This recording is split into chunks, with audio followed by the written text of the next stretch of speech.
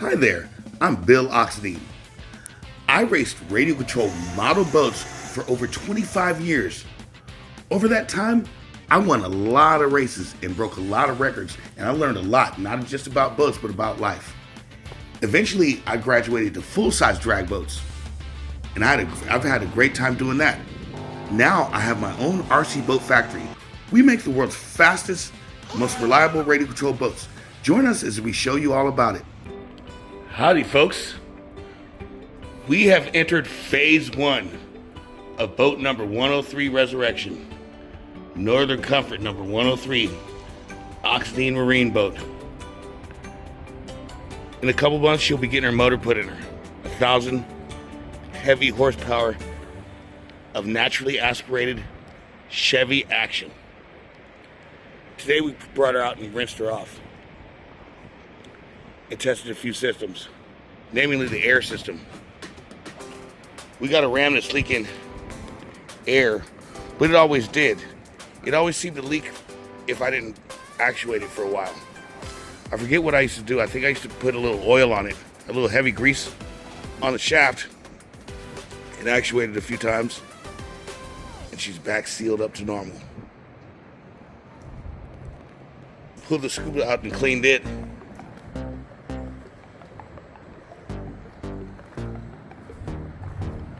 We'll be racing at least the second half of this season at NJBA. And whatever other tracks we decide to visit this season.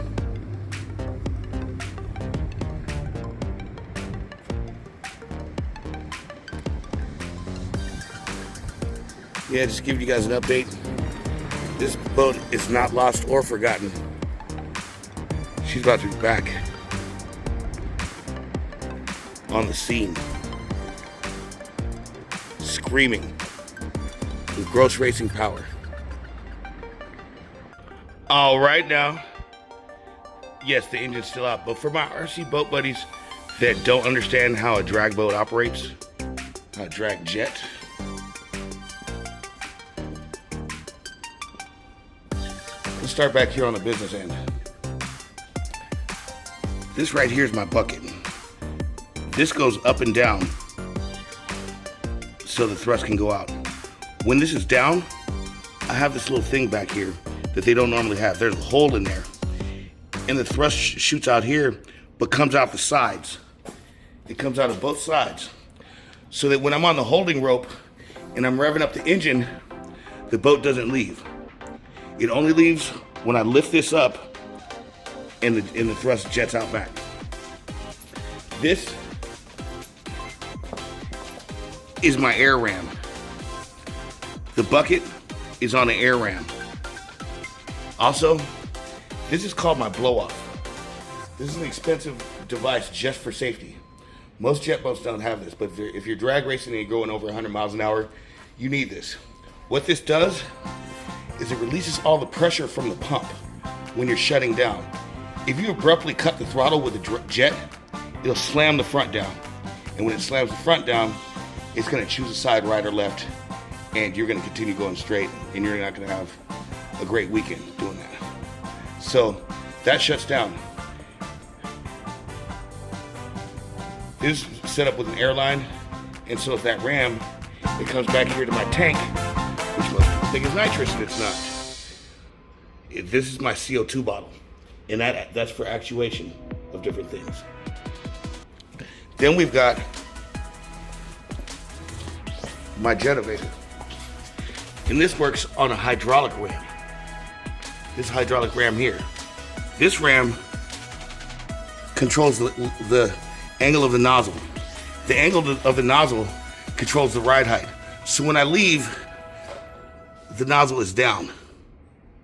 But I have a timer that when I hit the gas, it actuates the diverter go up, so I can ride down the track with the nose up. And this here is my timer. And this is what we get dialed in to do that. Now this right here is my jetaway. This is called a ratchet. What happens if I lose motor, if the motor shuts off, this continues spinning. Like what we were saying earlier, if a jet stops abruptly, bad things happen. Well, I've got two measures of safety. I've got this jet away, and I've got this blow-off valve to keep everything nice. This here is my really, really small fuel tank, because somebody was trying to race me and kept egging me on. I put this boat on a diet, along with this tiny ass AGM battery. Any and everything I could do to reduce weight is what I do. When people try to start challenging me, because I got racing in my blood. Now back here, these are plates. Almost like an RC boat. They're not really trim tabs. These are air plates. My boat has air tunnels. It's a tunnel jet.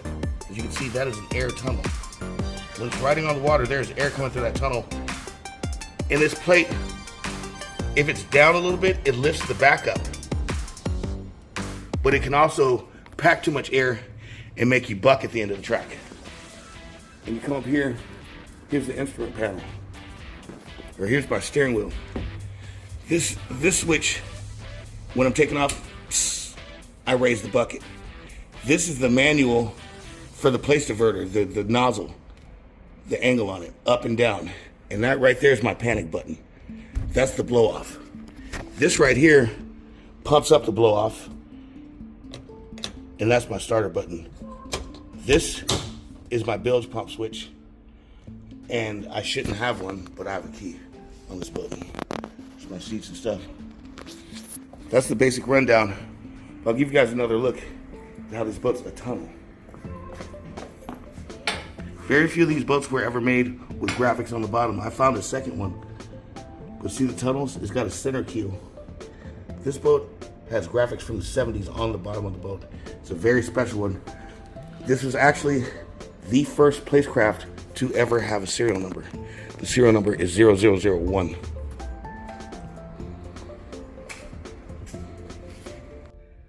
Now let's go and get a little more in depth on a part I forgot to show you guys. This part is very important. This is the ride plate. This ride plate here is adjustable. It's almost like the trim tabs on an RC boat or trim tabs on a boat that's not a jet. Typically jets don't have trim tabs, but sometimes they do. This one, as we showed you before, has air plates. This ride plate adjusts the ride height after the boat is going. The nozzle adjusts the height while you're leaving, etc. But this is what the boat rides on after it gets going. It has adjusters here. What I use is shims to adjust mine, because mine is so close to the bowl, the way we have this set up. Now, underneath here are two different things. This is the intake loader with these fins on the sides, and inside here is a loader grate. The loader grate determines how the water is directed once it's sucked in from the keel. The water actually rides the keel and makes its pathway into this loader grate. I'll get it under here more so you can see it better. This is the loader grate. It has a special design. As you can see in there, it takes water, and the amount this is blocked off determines how the water enters the pump. We've had bottom work done on this boat on the keel by a gentleman by the name of Jeff Bennett. And what he's done is create more of a spoon in the area that it enters. Like how water rides on a spoon, that's the effect we're going for here. Now this plate right here, it's called a shoe. The shoe is cut at different angles on this biting edge here. This biting edge is actually angled. I'm hoping my camera can show you. It's angled. And the angle that biting edge is on, it actually determines how much lift is created. And there are shoes underneath this shoe plate. there's shims under here. And the thickness that you have the shims determines, and it's done by millimeters, tenths of a millimeter. And the higher you have this shoe raised up off here, the higher the back of the boat is going to be. And when you put a shim underneath the shoe itself, there has to be a shim underneath the ride plate as well, because these have to correspond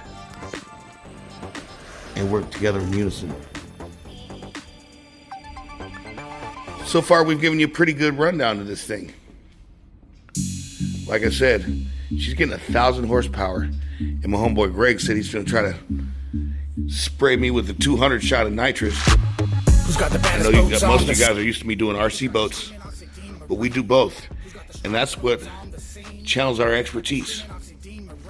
If you haven't already, subscribe to our channel, smash down that like button, and remember, continue enjoying radio control model boats and drag boats.